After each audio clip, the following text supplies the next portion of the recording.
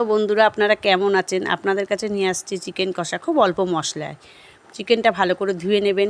ধুয়ে নেওয়ার পরে একটু আদা বাটা, একটু রসুন বাটা, একটু পেঁয়াজ বাটা, একটু জিরে বাটা, একটু লঙ্কা বাটা দিয়ে ওর মধ্যে কাঁচা সর্ষের তেল দেবেন, নুন হলুদ দিয়ে ভালো করে চামচ দিয়ে হোক হাত দিয়ে হোক আপনারা যেটা বা ভালো লাগবে সেইভাবে মাখবেন। ভালো করে মেখে নিয়ে ওটা 15 মিনিটের জন্য ঢেকে এক সাইডে রেখে দেবেন।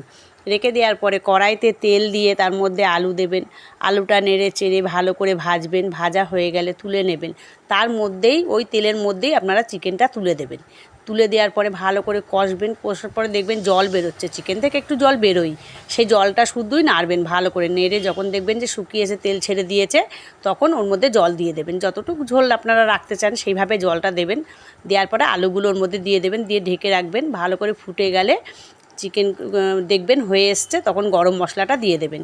গরম মশলা দেওয়ার পরে আমার চিকেনটা রেডি পরিবেশনের জন্য।